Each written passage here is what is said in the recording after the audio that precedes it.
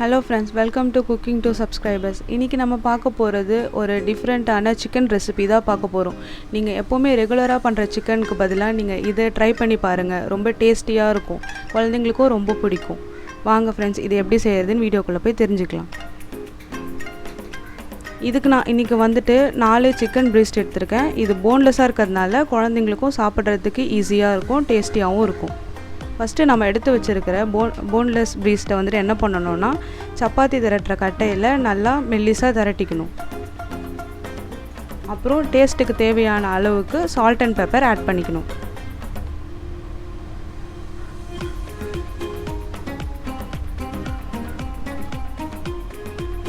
Next நம்ம இதுக்கு கோட்டிங்க்கு 2 முட்டை எடுத்துக்கணும். அப்புறம் டேஸ்ட்டுக்கு தேவையான அளவுக்கு சால்ட் அண்ட் பெப்பர் ஆட் பண்ணிக்கணும். அப்புறம் 1/4 கப் மில்க் ஆட் பண்ணிக்கணும். இது ஆப்ஷனல் தான். இது நீங்கள் வேணும்னா சேர்த்துக்கலாம், இல்லை வேணான்னா விட்டுடலாம். அப்புறம் கொஞ்சோண்டு கொத்தமல்லி ஆட் பண்ணி நல்லா பீட் பண்ணிக்கணும்.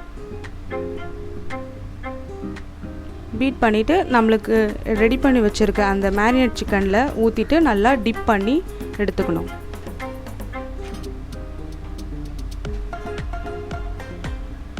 டிப் பண்ணதை கார்ன்ஃப்ளவரோ அப்படி இல்லைன்னா மைதா மாவுலையும் நம்ம வந்துட்டு லைட்டாக ஒரு கோட் பண்ணிக்கணும். கோட் பண்ணிவிட்டு ஒரு பேனில் குக்கிங் ஆயில் ஆட் பண்ணிவிட்டு நம்ம அதில் வந்துட்டு நம்ம எடுத்து வச்சுருக்க சிக்கனை ஃப்ரை பண்ணி எடுத்துக்கணும்.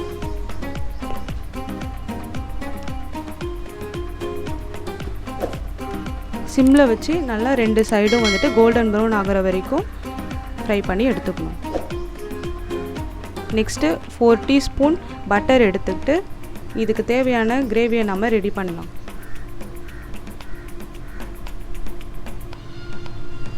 பட்டர் நல்லா மெல்ட் ஆனதும் 2 பல் பூண்டை வந்துட்டு குட்டி குட்டியாக கட் பண்ணி ஆட் பண்ணிக்கணும்.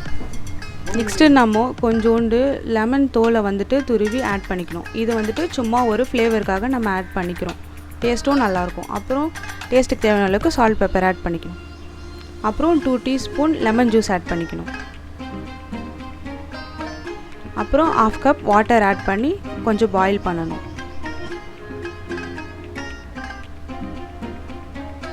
3 to 4 minutes வரைக்கும் நீங்கள் பாயில் பண்ணணும் இந்த கிரேவியை.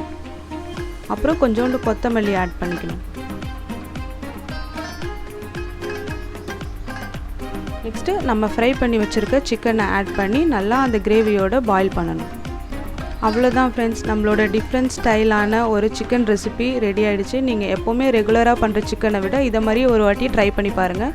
குழந்தைங்க எல்லாருக்கும் ரொம்ப பிடிக்கும். உங்களை நான் நெக்ஸ்ட் வீடியோவில் பார்க்குறேன் ஃப்ரெண்ட்ஸ். Thank you friends. நம்ம சேனலை லைக் பண்ணுங்கள், சப்ஸ்கிரைப் பண்ணுங்கள், ஷேர் பண்ணுங்கள். எப்படி இருந்ததுன்னு கமெண்ட்டில் சொல்லுங்கள். உங்களை நெக்ஸ்ட் வீடியோவில் பார்க்குறேன்.